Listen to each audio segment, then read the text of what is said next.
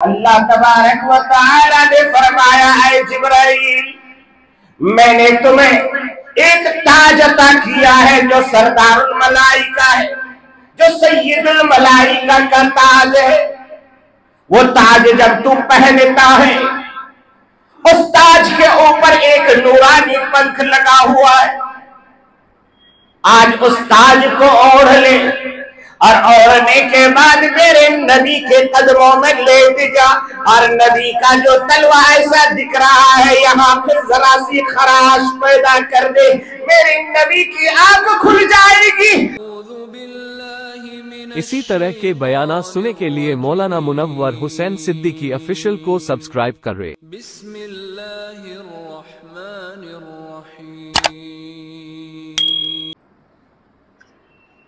अस्सलामु अलैकुम व रहमतुल्लाहि व बरकातुहू। अल्हम्दुलिल्लाह नहमदुहु व नस्तईनुहु व नस्तगफिरुहु व नु'मिनु बिही व नतवक्कलु अलैहि व नऊज़ु बिल्लाहि मिन शुरूरि अनफुसिना व मिन सय्यिआति अअमालिना। मन यहदिहिल्लाहु फला मुदिल्ल लहु व मन युद्लिलहु फला हादिय लहु। व नशहदु अल्ला इलाहा इल्लल्लाहु वहदहु ला शरीका लहु व नशहदु अन्न सय्यदना व सनदना व नबियना व तबीबना व मौलाना मुहम्मदन अरसलहु बिलहक़्क़ि बशीरन व नज़ीरा व दाइयन इलल्लाहि बिइज़निहि व सिराजम मुनीरा। फ़अऊज़ु बिल्लाहि मिनश शैतानिर रजीम। बिस्मिल्लाहिर रहमानिर रहीम। सुब्हानल्लज़ी अस्रा बिअब्दिही लैलन मिनल मस्जिदिल हराम इलल मस्जिदिल अक़सा। वक़ाल अन्नबिय्यु सल्लल्लाहु तआला अलैहि वसल्लम, अल्लाहुम्मा बारिक ली फ़ी उमरी रजब व शअबान बल्लिग़ना रमज़ान औ कमा क़ाल अलैहिस्सलातु वत्तस्लीम। सदक़ल्लाहुल अज़ीम व सदक़ रसूलुहुन नबियुल करीम। नहनु अला ज़ालिका मिनश शाहिदीन वश्शाकिरीन वल्हम्दुलिल्लाहि रब्बिल आलमीन। एक बार दरूद पाक तिलावत। अल्लाहुम्मा सल्लि अला मुहम्मदिन व अला आलि मुहम्मदिन कमा सल्लैता अला इब्राहीम व अला आलि इब्राहीम इन्नका हमीदुम मजीद। अल्लाहुम्मा बारिक अला मुहम्मदिन व अला आलि मुहम्मदिन कमा बारकता अला इब्राहीम वअला आलि इब्राहीम इन्नका हमीदुम मजीद। बलगल उला बिकमालिही बलगल उला बिकमालिही कशफत दुजा बिजमालिही हसनत जमीउ खिसालिही सल्लु अलैहि व आलिही। पहुँचे वो बुलंदी पर अपने कमाल से, पहुँचे वो बुलंदी पर अपने कमाल से, अंधेरों को उजाला कर दिया अपने जमाल से। पहुँचे वो बुलंदी पर अपने कमाल से, अंधेरों को उजाला कर दिया अपने जमाल से। आज के इस जुमे में शरीक होने वाले तमाम मुसलमान दोस्तों और बुजुर्गों और साथियों, एक लंबे सफ़र के बाद मैं आप सबसे रूबरू होने की सआदत हासिल कर रहा हूँ। ये मेरी खुशबख्ती और सआदतमंदी है कि आप सब ने मुझे इस लायक समझा कि फिर मैं आपके सामने दोबारा इस खिदमत को अंजाम दूँ। मेरे बहुत ही लायक सद एहतराम तमाम मुसल्लियान किराम और इस मस्जिद आयशा के तमाम हाज़रीन, मैंने जो आज आयत करीमा तिलावत की है और ज़ख़ीरा अहादीस से एक दुआया हदीस मैंने पेश की है, मैं गुजारिश करता हूं कि आप सब भी अपने ज़ुबान से इस दुआ को एक बार विर्द कर लीजिए, इसलिए कि ये जब महीना आता था तो मेरे आका सल्लल्लाहु तआला अलैहि वसल्लम हमेशा इस दुआ को पढ़ते थे, मांगा करते थे। एक बार पढ़िए सब मिलके, अल्लाहुम्मा बारिक ली फी उमरी रजब व शाबान बल्लिगना रमजान। क्या है ये? हम सब अपने लिए दुआ मांग रहे हैं। मेरे आका सल्लल्लाहु तआला अलैहि वसल्लम के जिंदगी में जब रजबुल मुरज्जब का महीना नमूदार होता तो फिर आका सल्लल्लाहु तआला अलैहि वसल्लम की आदत शरीफा ये थी कि आप अल्लाह से अपने उम्र के लिए, बरकत के लिए दुआ मांगते थे कि अल्लाह आप जब इतना करीब हमको पहुंचा दिए हैं कि अब रमजान हमको सामने से नजर आ रहा है, फरमाया कि जिस बंदे को रमजानुल मुबारक का महीना मिल जाए और इबादत करके वो अपने आप को जन्नत का मुस्तहिक न बनाए, वो हलाक और बर्बाद हो जाए।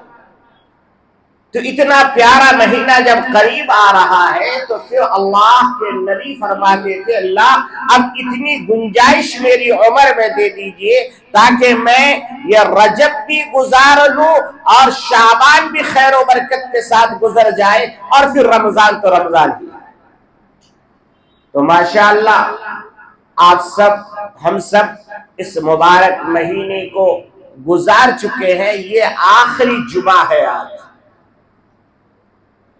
मैं क्योंकि सफर में था और तकरीबन कई सूबों को सफर करके यहाँ तक फिर आया हूँ, तो मैंने जो एनालाइज किया है, मैंने जो मुसलमानों के जो मुत्तहिदा हालात हैं उस पर जो मैंने नजर डाली, तो मुझे कोई खास फर्क समझ में नहीं आता कि चाहे वो साउथ का मुसलमान हो, चाहे वो नॉर्थ का मुसलमान हो, चाहे वो ईस्ट का मुसलमान हो, तकरीबन सबके इकसा हालात, परेशानियां सबके साथ एक ही किस्म के समझ में आती है।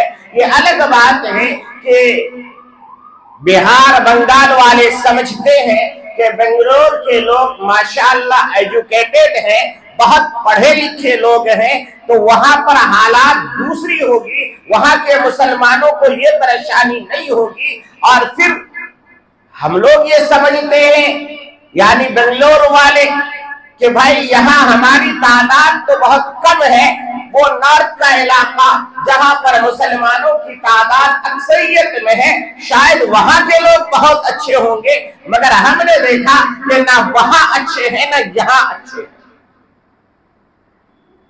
वजह क्या है? इस वजह को तलाश करना, अपनी नाकामियों का ठीकरा किसी हुकूमत पर डाल करके हम अपने दामन को नहीं बचा सकते। याद रखिएगा, मैं इसको आज सफरे मेराज से कनेक्ट करूंगा। मेराज के माना है उरूज पर जाना, बुलंदी को छूना।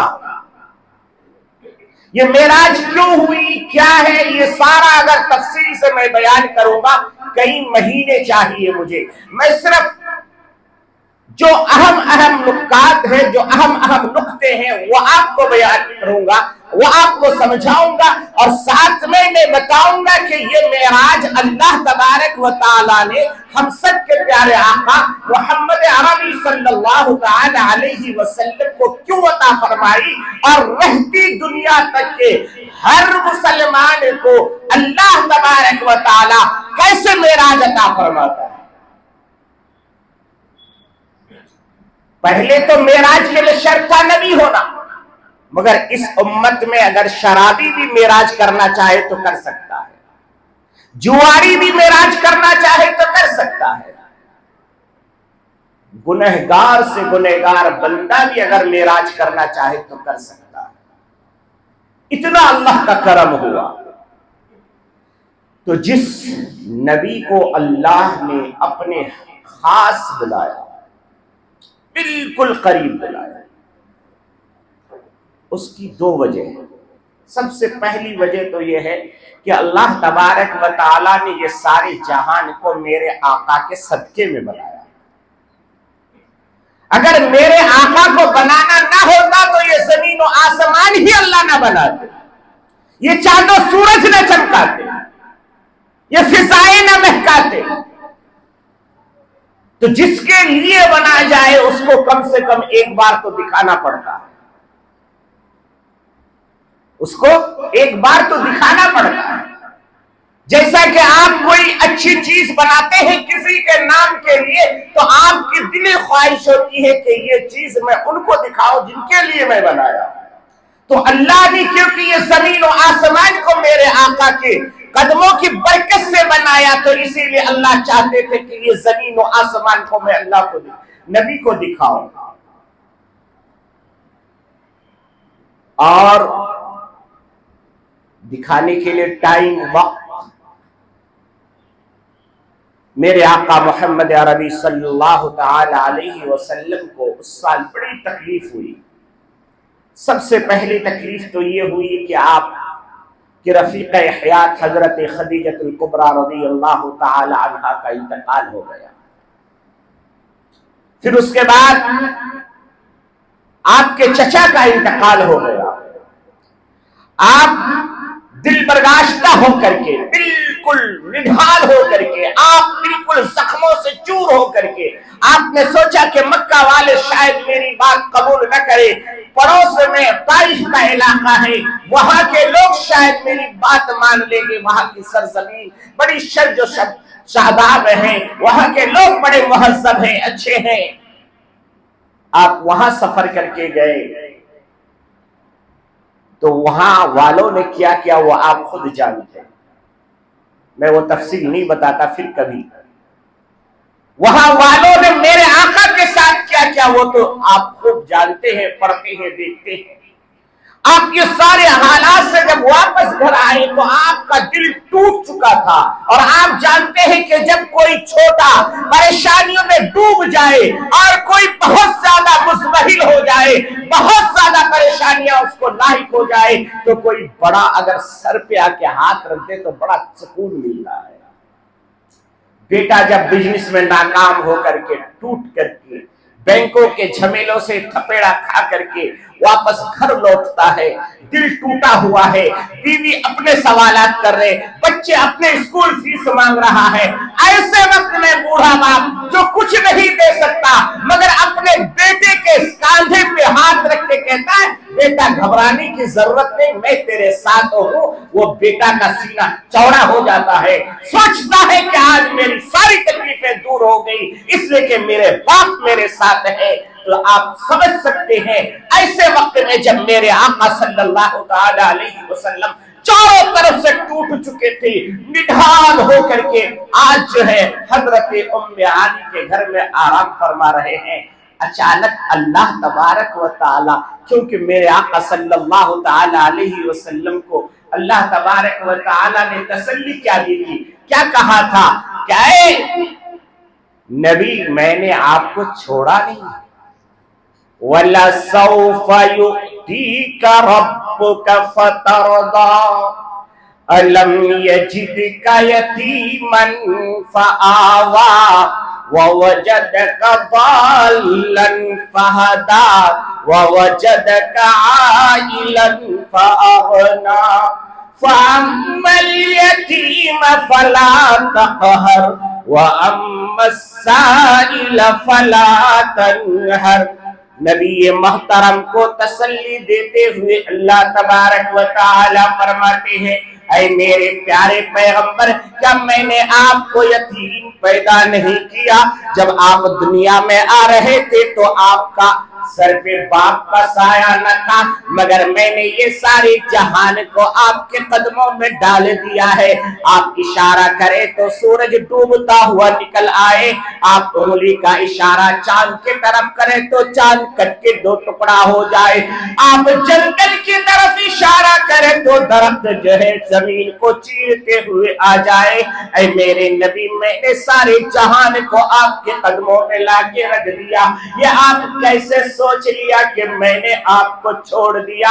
मैंने आपको छोड़ा नहीं है, बल्कि अभी अभी मैं आपके राहत का सामान मुहैया कर रहा हूँ। इधर आमना का लाडला, आमना का दुर्रे यतीम यहाँ पर मक्के में आराम फरमा रहे, उधर आसमानों पर जश्न मनाया जा रहा। अल्लाह तबारक व तआला ने हजरत जिब्राइल से कहा, ओ जिब्राइल जरा जल्दी आजा, जल्दी आजा।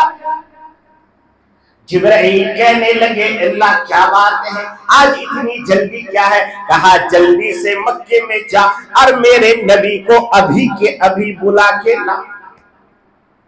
जिब्राइल भी तो मुश्ताक थे कि मैं नबी का चेहरा देखूं। वो भागा और जैसे ही निकला फिर अल्लाह ने कहा जल्दी वापस आ। जिब्राइल ने कहा अल्लाह अभी तो पहुंचा भी नहीं मैं मक्का। कहा कि अकेले जा रहे हो? इतनी बड़ी हस्ती को लेने के लिए अकेले?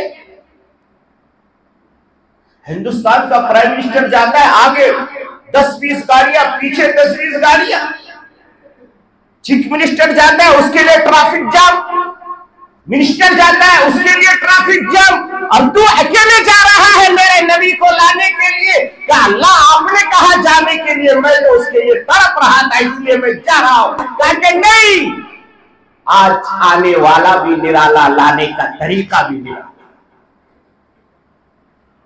आज ऐसा बुलाऊंगा कि दुनिया की तारीख याद रखेगी।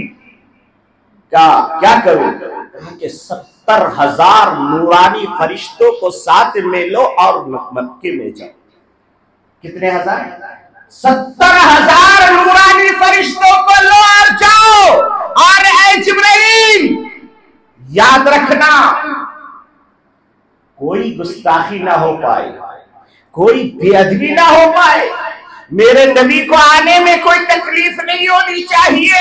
और याद रखना कि दुनिया के ट्रैफिक दुनिया वाले जाम करते हैं, आज मैं खुद अल्लाह हूं और सारी जहान के ट्रैफिक जाम करूंगा।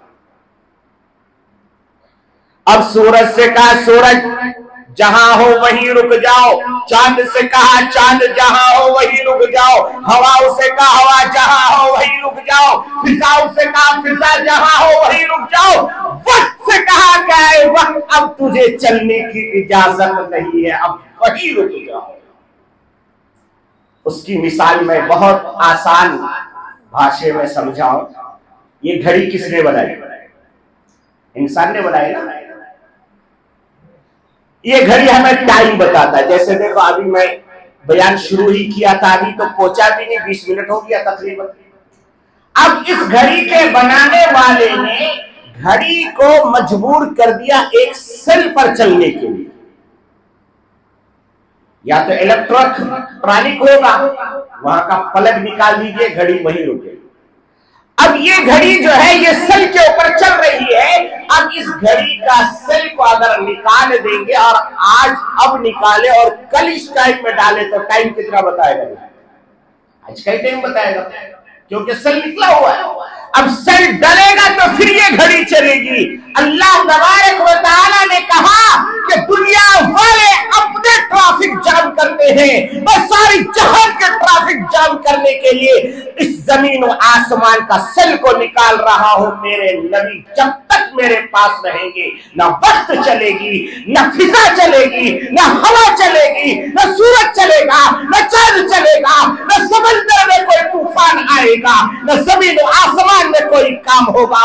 सबके सब रुका हुआ होगा और नबी और जो है अल्लाह की मुलाकात होगी। मेरे दोस्तों, तारीख बताती है मेरे आका मोहम्मद अरबी सल्लल्लाहु तआला अलैहि वसल्लम आराम फरमा रहे हैं और हजरत जिब्राइल आ गए। आने के बाद देखा कि नबी तो नमाज पढ़ते हुए देखा, नबी को मैंने जो है तस्बीह पढ़ते हुए देखा, मगर आज अल्लाह ने बुलाया है और नबी आराम फरमा रहे हैं, कैसे जगाऊं, आगे बढ़े के जाके उठा दूं। मगर याद आई कि अल्लाह ने कहा था कि जिब्राइल कभी गुस्ताखी मत करना, अगर नबी को तकलीफ हो गई फरिश्तों के लिस्ट से तेरा नाम निकाल दिया। हजरत जिब्राइल पीछे हट गए, फरिश्ते भी पीछे हट गए। अल्लाह ने कहा जिब्राइल क्या बात है, लाओ। कहा कि अल्लाह कैसे लाओ? आपने कहा बुलाओ। यहाँ देखे तो आने वाले खुद सो रहे हैं, अगर उठाऊं तो कैसे उठाऊं? अगर कमल जो है उंगली पकड़ के हिला दूं तो गुस्ताखी हो जाएगी, या मोहब्बत कह के पुकारूं तो गुस्ताखी हो जाएगी, या मुसम्मिल कह के पुकारूं तो गुस्ताखी हो जाएगी, क्या करूं? अल्लाह तबारक व तआला ने फरमाया, ऐ जिब्राइल मैंने तुम्हें एक ताज अता किया है जो सरदारुल मलाइका है, जो सैयदुल मलाइका का ताज है। वो ताज जब तू पहनता है, उस ताज के ऊपर एक नूरानी पंख लगा हुआ है। आज उस ताज को ओढ़ ले और ओढ़ने के बाद मेरे नबी के कदमों में लेट जा, और नबी का जो तलवा ऐसा दिख रहा है यहाँ फिर जरा सी खराश पैदा कर दे, मेरे नबी की आंख खुल जाएगी, दुनिया ये देखेगी कि लोग कहते हैं नूरानी मखलूक अफजल है या बशर अफजल है, ताकि पता चल जाए कि सारे जहान के नूरानी मखलूकों का सरदार जिब्राइल आज नबी के कदमों में लेट करके रहमत की भीख मांग रहा है। ऐ मुसलमानों, जो जिब्राइल नबी के कदमों में लेट करके रहमत की भीख मांग सकता है, और जिब्राइल को नबी का तलवा चूमने की सआदत मिलती है, नबी का तलवे का ये मकाम है, तो नबी के चेहरे का क्या मकाम होगा, नबी की सूरत का क्या मकाम होगा, नबी की सीरत का क्या मकाम होगा। बहरहाल मुख्तसर आपको अर्ज कर दूं, मेरे आका की तलवे में जो खराश हुई तो आका की आंख खुली। आका ने कहा जिब्राइल क्या बात है, अब तक तुम आते थे तो ऐसी हालत नहीं होती थी, और ये सारी भीड़ क्यों इकट्ठा कर रखी है, ये सारे कौन, ये इतने सारा मजमा क्यों ले आया? कहा कि अल्लाह के नबी या मोहम्मद, आज मामला कुछ ऐसा है, न अल्लाह ने हुक्म दिया है कि आपको मैं लेके चलो। बोले कहां? कहा अल्लाह के पास। कहा अल्लाह के पास। आप सोच सकते हैं कि नबी को अपने अल्लाह से मुलाकात का क्या शौक था, फौरन उठे और कहा चलो। हजरत जिब्रील ने कहा ऐसे नहीं, फिर का मैंने जिस तरीके से आपके कदमों को चूमा है ऐसे ही ये 70,000 फरिश्ते चूमेंगे।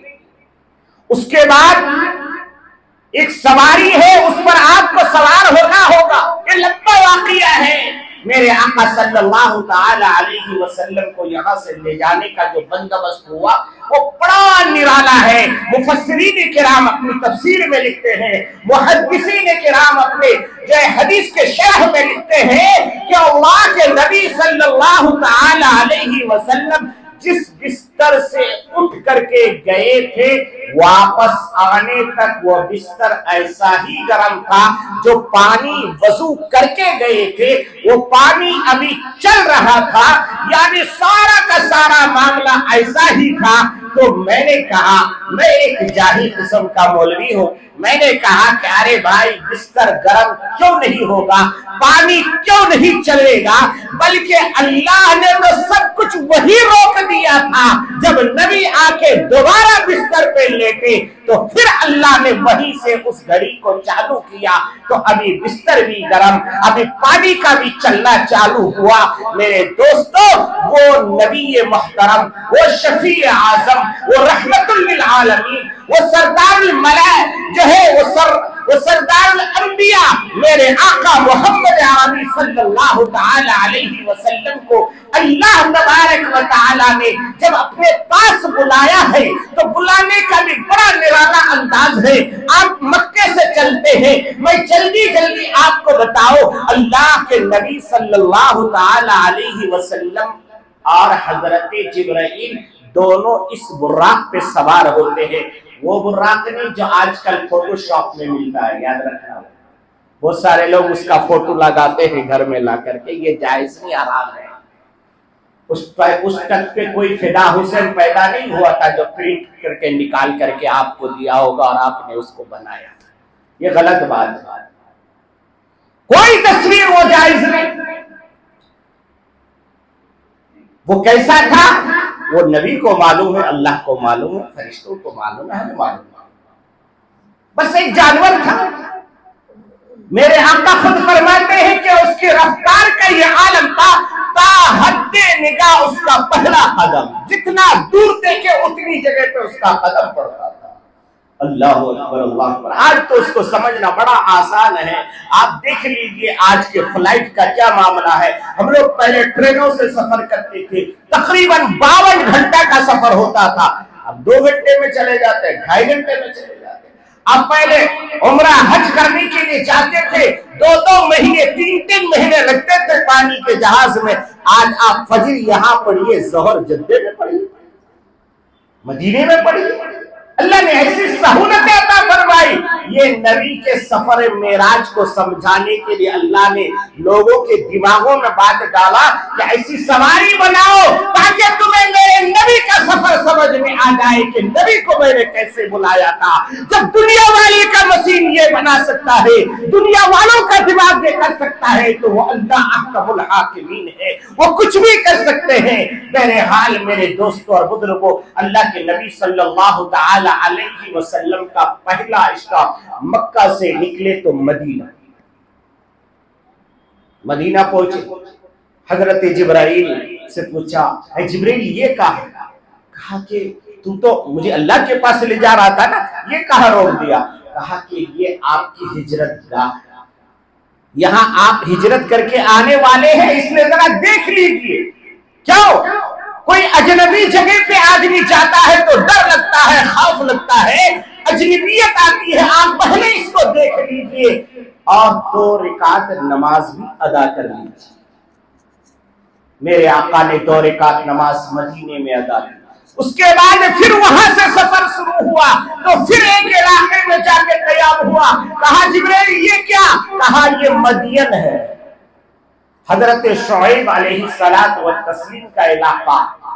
बड़े नेक, बड़े जो है बहुत बड़े नबी गुजरे हैं, उनका ये इलाका है। आप यहाँ भी 2 रकात पढ़ लीजिए। वहां से निकले तो फिर जो है एक जगह पर पहाड़ों के चोटियों पर जाकर के सवारी को रोक दी गई। कहा उतरिए। कहा ये क्या है? कहा कि ऐ मोहम्मद ये कोहे तूर है, ये वो चोटी है जहां पर हजरत मूसा आके अल्लाह से बातें करते थे। आप यहाँ भी 2 रकात पढ़िए। वहां 2 रकात पढ़े, उसके बाद का चलिए कहा अब जाऊंगा, अब जाऊंगा नहीं। क्यों? कि जब मूसा अल्लाह से बात करते थे तो मैं भी अल्लाह से बात करूंगा तभी जाऊंगा। हजरत जिब्राइल कहने लगे, ऐ मोहम्मद वो तो सिर्फ बातें करते थे, और बात करते करते करते करते जिससे बातें करते हैं ना उसको देखने की तबीयत करती है, और फिर जिसको देख लेते हैं ना उसको छूने की तबीयत करती है। और इस एग्जाम्पल को नौजवानों से पूछिएगा। अचानक रॉन्ग नंबर लग जाए किसी लड़की से, अब वो रखना चाहे तो भी नौजवान रखना नहीं चाहता और बढ़ा रहा है, बातें कर रहा है। अब बातें करते करते 2-4 दिन गुजर गया तो फिर उसको बुलाते हैं कि कैफे में आ जाओ, है ना। कुछ नौजवान हंस रहे हैं कि हम लोग गुजर चुके हैं इस मामले में। अगर खुदा ना खास्ता गलती से किसी का नंबर लग जाएगा, सॉरी करके रख दो, बातें बढ़ाने की क्या फायदा? ये बातें रिकॉर्ड हो रही है, अल्लाह के लिए जवाब देना पड़ेगा। ये मोबाइल आपकी जरूरत के लिए, आपको बिगाड़ने के लिए नहीं है। मेरे साथियों, अल्लाह से बातें करते करते हजरत मूसा ने क्या कहा था, ऐ अल्लाह एक बार दिखा दीजिए, मैं आपको देखना चाहता हूं। बहुत दिन तक बातें की आपसे। रब्बी अरनी, ऐ मेरे रब मुझे एक झलक दिखा दीजिए, मैं आपका ज़ियारत करना चाहता हूँ, आपका दीदार करना चाहता हूँ, जरा आपको देखना चाहता हूँ। अल्लाह तबारक व तआला ने फरमाया, ऐ मूसा तो मुझे नहीं देख सकता। मगर मूसा भी बड़े जिद्दी थे, कहने लगा नहीं मैं देखना चाहता हूं, मुझे एक बार दिखा दीजिए।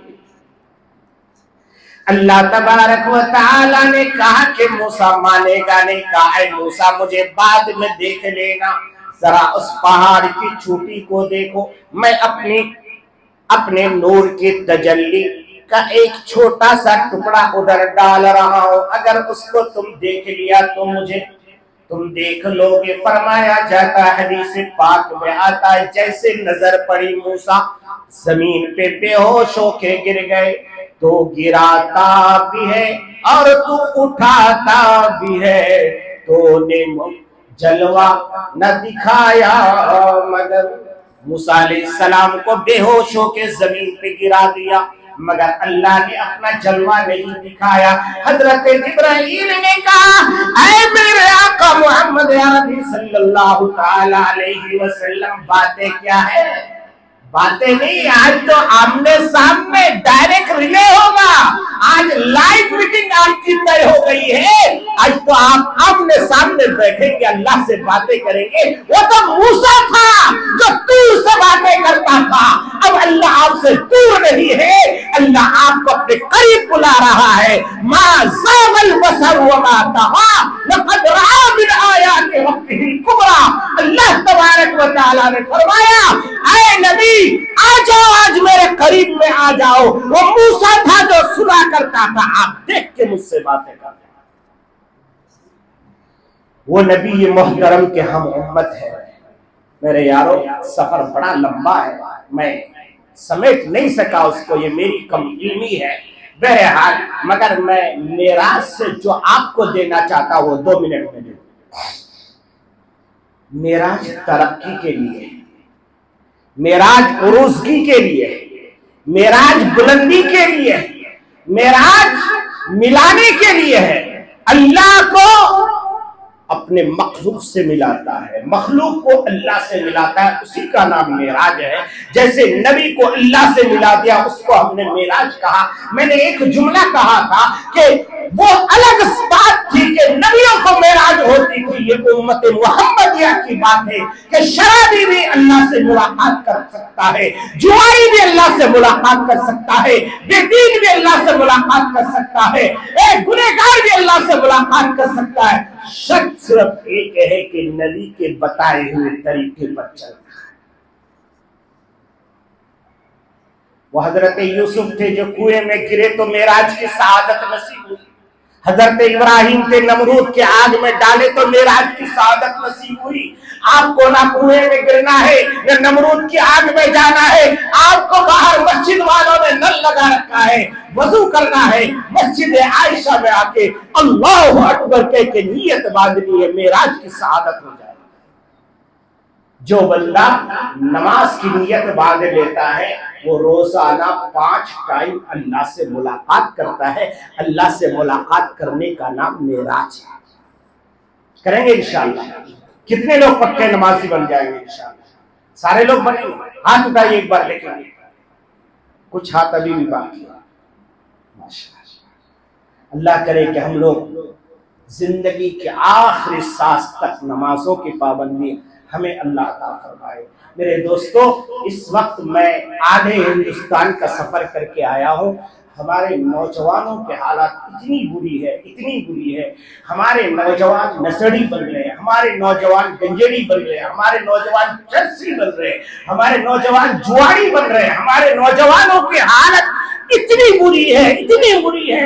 मैं एक जेल में गया, तकरीबन जाके देखा 70% नौजवान हमारे जेल में बने, 70%, जबकि इलाका हमारा नहीं, मगर देखा तो वहां उनकी तादाद 30%, हमारी तादाद 70%। हिंदुस्तान में हमारी तादाद कितनी है? 15 से 20%, उनकी तादाद 80%, मगर जेलों में हमारी तादाद इतनी क्यों हो गई मेरे भाई? कभी तो सोचो। ये वाहिद बुनियादी वजह है इल्म की कमी। इल्म हमारे पास नहीं, ना दीन का इल्म ना दुनिया का। यह अलग बात है कि लोगों को ये लगता है कि लोग मस्जिदों में चले गए, मदरसों में चले गए। अरे कितने हजरत बना दिया आपने, कितने आपके मोहल्ले में इमाम है, खतीब है, कहाँ है? पूरे इस इलाके में छान लीजिए, कितने आलिम हाफिज बना दे। नहीं, 2-3% मदरसे में जाते, 97% बच्चे स्कूल कॉलेज और 9th और 10th में हमारे 50% बच्चे लेफ्ट होकर के गली कोचों में नशेड़ी जुआड़ी गंजेड़ी बन के फिरते हैं। मुसलमानों, उनकी आबियारी करने के लिए, उनकी हिफाजत करने के लिए, उनकी जिंदगी सुधारने के लिए अल्लाह ने जो आपको दौलत दी है वो खर्च कर। जिस दिन ये कौम अपने शादी ब्याह में नाजायज खर्च करने के तरीकों बंद कर देगी और उन पैसे को एजुकेशन में लगाएगी, उसी दिन इस सारी कौम को मेराज नसीब हो जाएगी इंशाअल्लाह। अगर इस हिंदुस्तान में जीना है, अपनी नस्लों को बाकी रखना है, तो इल्म की बुनियाद पर मेहनत कीजिए, चाहे वो इल्म दीन का हो या दुनिया का, दीन का हो या दुनिया का हो। आलिम बना लो, कोई बात नहीं, कोई आलिम खुदकुशी नहीं करता, याद रखना। भले आप 4-5 हजार तनख्वाह दीजिए, अल्लाह 4-5 हजार में उसके जरूरतें पूरी कर देगा। मैं नहीं कहता आपको अगर 60 हजार दीजिए। कोई आलिम कोरोना में ये नहीं कहा कि मैं आपकी मस्जिद में आके नमाज नहीं पढ़ाऊंगा। कोरोना जैसी मोहलिक बीमारी में भी वो आलिम अपने जान को हथेली में रख करके मस्जिद के मुसल्ले को आबाद रखा। ये आलिम ही की शान है। इसलिए उलमा की कदर कीजिए, उलमा से मोहब्बतें कीजिए। अल्लाह ने अगर दिया है तो चुपके से आलिमों को हदिया भी दीजिए। अगर देंगे ये पैसे अल्लाह के यहाँ आपका जमा रहेगा। पता नहीं आप कहाँ कहाँ खर्च कर देते हो, कहाँ कहाँ बर्बाद करते हो। वो पैसा आपका गिरबान पकड़ेगा कि इसने बेजा खर्च किया था। मगर किसी आलिम को अगर चुपके से दिया, नाम करके नहीं, वो सालार पेपर में छपा करके चुपचाप, आपको जो आलिम लगता है कि ये परेशान है, चाहे छोटों को कोई नहीं, बड़ों को कहीं को देते हैं, इनकी भी जरा आओ भगत होगी ना। हाँ, आओ आओ शिक्षा, बड़े मदरसे में जाइए, और जो झुग्गी झोपड़ी में बेचारे खिदमत कर रहे हैं, बुनियादी जरूरतें जो पूरी कर रहा है, जिनके पास बैठने के लिए जरूरत चीजें नहीं है, उन मदरसों को कोई नहीं देता। ये हमारे सहनों की कमी है। अगर हमें इस दीन को बचाना है तो इस दीन को बचाने की फिक्र हमें सबसे पहले ये करना कि नाजायज खर्च करने से हमें इज्तनाब करके। मैं अभी एक रिपोर्ट पढ़ रहा था, किसी ने कहा कि रमजानुल मुबारक में शहर बेंगलोर में 5 करोड़ के खाली समोसे मुसलमान खरीदते। जिस कौम को खाली समोसे में 5 करोड़ खर्च करने की आदत हो, वो कौम तरक्की कहां करेगी भाई? अभी सेब है, बनाना है, खरबूजा है, तरबूजा है, वो अलग है। सिर्फ 5 करोड़ का समोसा, फिर हम तरक्की कैसे होगा? उसी 5 करोड़ को जमा करके एक मुस्लिम गर्ल्स हाई स्कूल बना देते हैं, तो हमारी बच्चों के दुपट्टा तो महफूज रहता। किसी को ये हिम्मत तो नहीं होती कि हमारे बच्चों के चेहरे से दुपट्टा छीन लेते, मगर नहीं, हमारी अय्याशियां बाकी रहेंगी। अरे ये अय्याशी नहीं कि कोई कलम में जाके नाच रहा, वही अय्याशी है।